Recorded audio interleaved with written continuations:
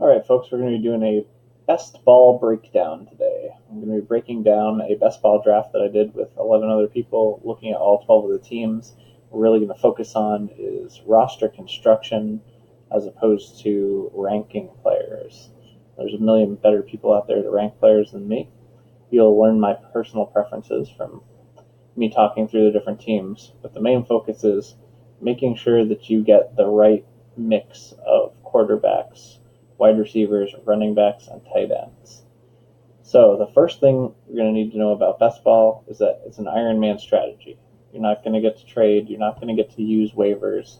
So streaming options, taking a bunch of crappy guys at the end of your draft, is not as good as it seems like it would be in your normal draft. The other thing we're going to have to look at is bye weeks actually matter.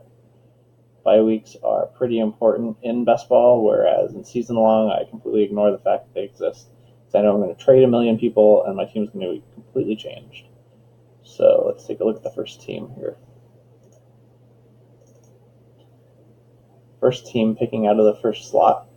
So the first thing that I don't really love about this team is you'll see we only have two quarterbacks, Aaron Rodgers and Andrew Luck. So if either one of them gets hurt before week 7, this player will be taking a 0 at that position. I always like to have 3 quarterbacks, especially because it is the highest scoring position, even in this format. So his running backs, we have 3 week 11 buys, which I try to keep him only to 2 at a running back or a wide receiver. Like he has here, 2 Parker and Stills. And I don't like the fact that he only has 2 tight ends. The same reasons we've said. Now we're drafting these teams so early that training camps aren't in full swing yet. Preseason games haven't been started yet. People are going to drop. We know that's what's going to happen. Guys are going down. So looking at this team, another thing I really dislike about this team is in best ball, you just do not want to have Todd Gurley and Todd Gurley's handcuff. I know that seems like kind of great because you're like, well, if I lose my Todd Gurley, then I still got Kelly. Problem is, Kelly, even if he gets the full Gurley role, is not going to be Todd Gurley. And for you to actually win the best ball league, you're going to need Todd Gurley to be healthy and good. Or a lot else to go right. And John Kelly's probably not saving you from Gurley getting injured. So I do not target any of the handcuffs for the guys that I actually have on my team. I will target handcuffs for players I don't have on my team. Like I would much rather see this be like a Spencer Ware, Justin Jackson, that type of player. Chase Edmonds. So yeah, as far as roster construction goes, I do not like the fact that we only have 2 quarterbacks and 2 tight ends on this team. Other than that, not too bad. A little heavy on the rookie wide receivers, but you got to think 1 or 2 of these guys will break out, so they'll probably be all right there. But I would have 1 less running back on my roster, 1 less wide receiver, 1 more quarterback, 1 more tight end. Let's take a look at team 2. All right, this team has 3 quarterbacks. I do not like any of my quarterbacks to have the same bye week as another quarterback. I will take a guy that I like less just to avoid that happening. The reason why is, say week 9 rolls around and Jimmy Garoppolo is down, now you're taking a 0 at the most important position. Hate it. So I would not have Josh Rosen on this team. I would rather see this be just any other guy like Tannehill or Flacco or somebody like that. Let's look at his running backs. It's a pretty good mix. He obviously has got some worries with LeSean McCoy, as we all will for now, anyone that owns him. Wide receivers, pretty decent mix. Bye weeks are cool. Tight ends, we got 3. Really not into Hayden Hurst. I just kind of feel like he's like a dead roster spot this year, but I could be completely wrong on that one, so that is it's definitely a possibility. So yeah, definitely a big no-no here with this 2 quarterbacks at the same bye week, especially when it's like your lower guys that are just trying to be filling in. So the other thing that I really like having 3 quarterbacks as opposed to 2 is like getting the best of 3 quarterbacks is going to get you a lot of extra points during the season compared to getting the best of 2 quarterbacks. Because we've seen guys like Jameis Winston, Blake Bortles go on runs where they've been the number 1 quarterback in fantasy for times. That's extra points you're missing out when your 3rd quarterback starts hitting big. Let's take a look at the next team. Team 3 here. This team I really dislike. So we have just Ben Roethlisberger kind of as our quarterback because I don't think Lamar Jackson's going to start anytime soon. And I certainly don't think he'll be starting by week 7. So we've got Big Ben, who's known to have some pretty horrendous weeks and some huge weeks, with no one backing him up until Lamar Jackson can roll away from Flacco, if he can at all, which he just might not. So this guy right now is just taking a 0 week 7 plus any bad weeks for Roethlisberger, and he's going to eat hard.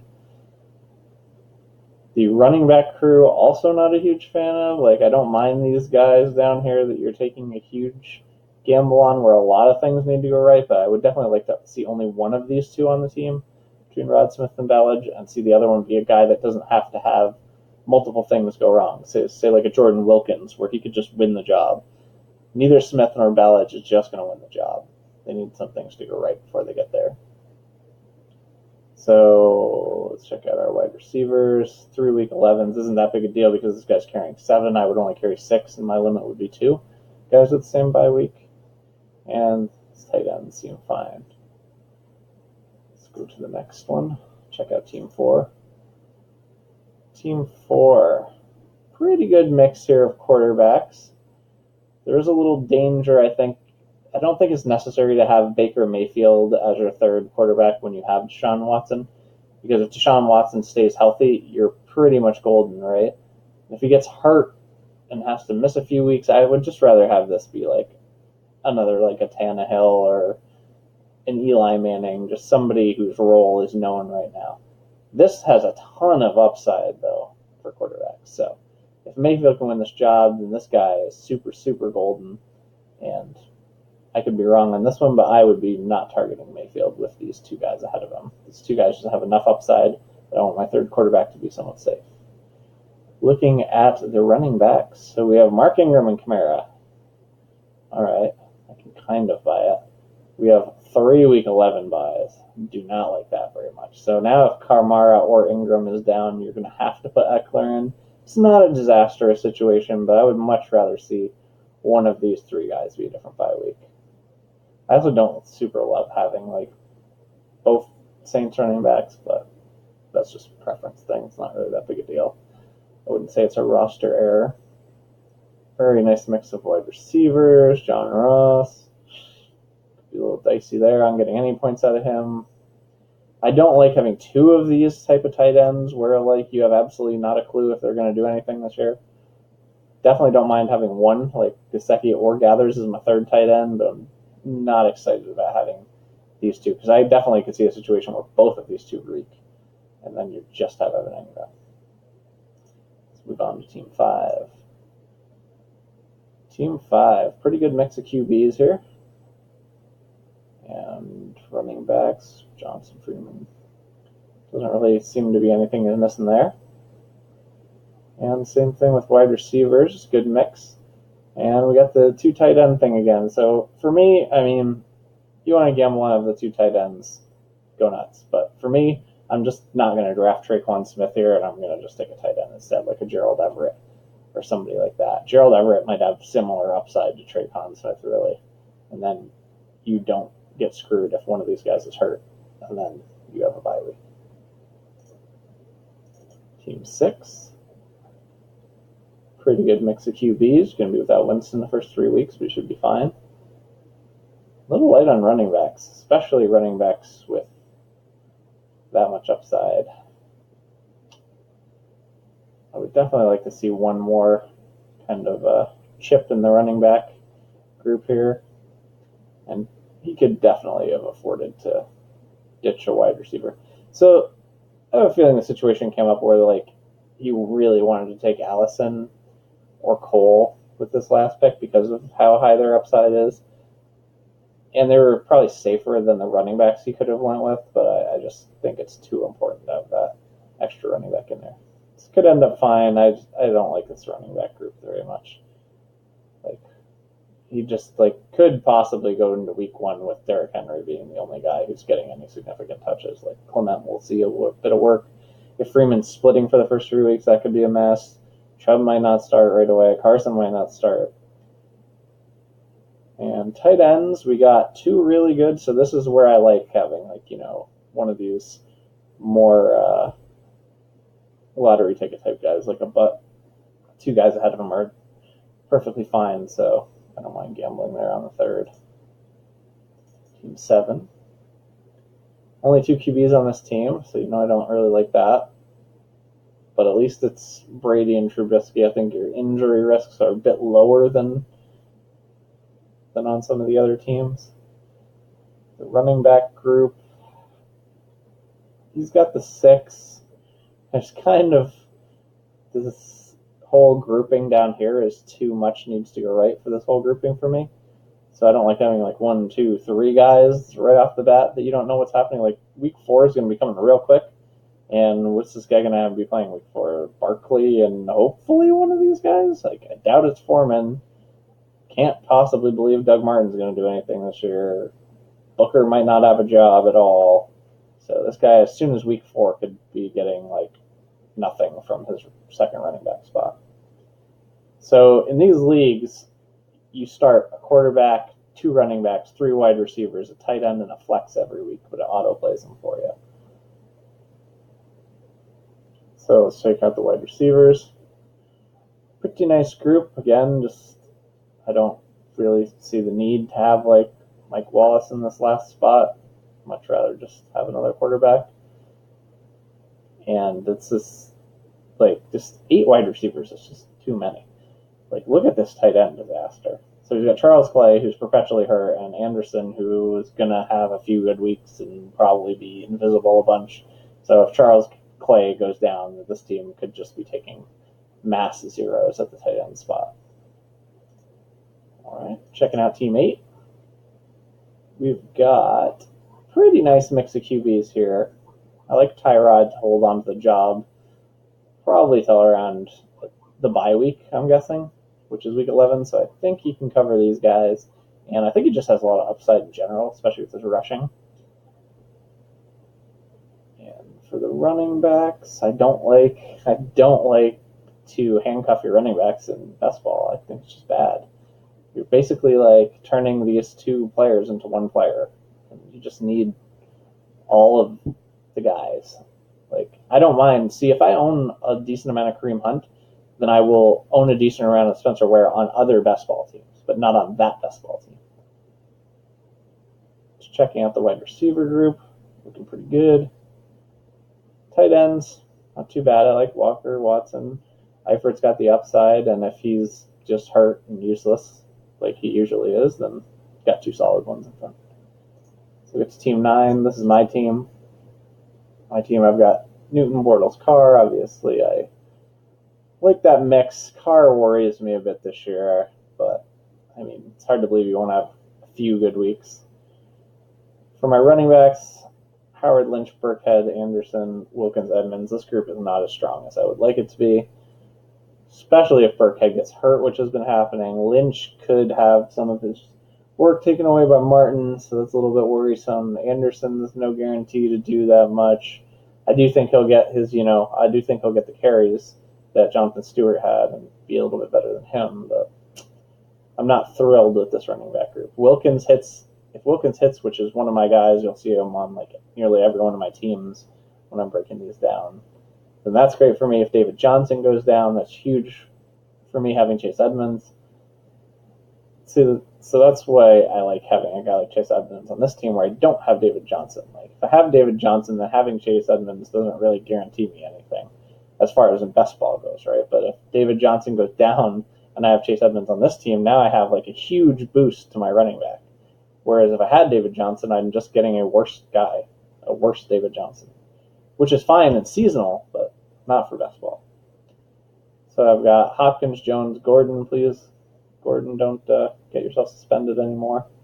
Stop smoking the pot. Goodwin, who I like, having a lot of upsides. And then because I have Gronk, which I took in round 2, I waited a long time for my backup tight ends.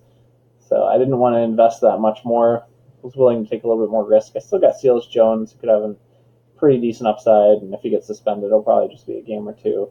And Everett has tons of upside, but he also could do almost nothing. It's definitely big range of outcomes for him. Checking out Team 10. This team went and overdid it a bit with the quarterbacks for me, especially. So, like, if you're going to have 4 quarterbacks, like, all right, I dislike it, but it's not the worst thing in the world. But I really dislike it if you're going to go waste a, not, sorry, I shouldn't say waste. If you're going to use a pick on Russell Wilson in round 5, you're counting on him being really, really good. So having 4 quarterbacks isn't as important, right? Because, like, how often is this guy going to jump to the head of this pack? Almost never. This definitely, I would rather have be a running back on this team. So the running backs, because he's short a running back, I mean, week 9 could get pretty dicey. He just generally could be a dicey running back situation overall. Like, Hyde could lose his job. Bernard's, like, going to be decent enough in PPR. Hines will get his catches. He's going to do something in PPR. Blunt, I have absolutely no idea how any of those Lions running backs are going to do. And for wide receivers, he's got 7 dudes. I don't really like having 3 bye week 6s, especially since they're all on the same team. I guess you have the safety that one of them will be pretty good. What happens the weeks when New Orleans just doesn't do anything, which I'm a Saints fan, as you can see. So I don't think that'll be too many weeks, but it'll probably be 1 or 2. And we only got 2 tight ends on this team. Not a fan of that, especially when those 2 tight ends are Ertz and McDonald. McDonald just cannot seem to stay on the field. Love his upside. Ertz is, he does get hurt here and there, so I think that this could be a very dicey situation with these 2. Checking out Team 11. This is this guy who's in seriously every single league that I've ever seen, not just the ones I play in, any one of my friends played in. Don't love the 2 QBs, but they're only going to have 2. I definitely like the picks here. These are guys that haven't really gotten hurt much in their careers and steady performers. The running back group don't like 3 bye week 10s, especially with 2 bye week 9s. It's kind of asking for a lot to not happen with injuries, but it's fine. It's fine. The bottom of this running back group is also kind of needs a lot to go right. Like, I don't think Latavius Murray is that useful without Cook. I don't think Gore is that useful with Drake healthy. I don't think Dixon's going to be that useful with Collins healthy, but all you need is one of these 3 for things to break right for them, and this group is fine. So, in wide receiver, we've got 3 week 11s again. Not a big fan. And we only have 2 tight ends, which I've told you I really dislike, especially since, like, I'm not 100% sold on either of these players this year. I don't really like Doyle that much now that Ebron has went in, even though I'm sure he'll be, like, decent, but I'm just not sure he'll be good. And I also think the same with Kittle. I think he'll be at least decent. He has a chance to be great, but there's also a chance he's not that good if he ends up splitting too many targets with Selleck. So on this team, I definitely would like to have seen just less wide receivers again. Like, do we really need Albert Wilson on this team and Taylor? No. Just another tight end, another quarterback. And the last team, Team 12, 2 quarterbacks. I prefer a third. The running back group is pretty solid. Mix of, like, some dudes with some upside and some dudes that should be good. More steady dudes. Tight ends are good. Definitely like having Rudolph paired with Graham, because I think Graham's going to have some big weeks and some poop weeks. So I think if you own Graham, you kind of want to own a second decent tight end, and then you can kind of like construct a Rob Gronkowski type of performance from these 2 guys, because it'll be like really big week, fine, really big week, fine, then just a fine week. But that's basically going to mirror what Gronk does. Gronk will probably still be a bit better than that tandem, but what do we got for wide receivers here? Just fine. I don't really care for Terrell Pryor too much, but I mean, you can't argue with the upside. Won't have him on my teams, but definitely understand why people have him on theirs. Like, this team, I could see, I mean, it's hard not to want to take a chance on Dez Bryant, right? So I guess if I were to lop somebody off from this wide receiver group that I would have liked to see this person take a tight end, it would be D.D. Westbrook or Terrell Pryor. So for me, it would be Terrell Pryor. Pick 18, you surely could have got like a Flacco at this pick, or Ryan Tannehill. So I would much rather have seen them added to the group of Stafford and Goff.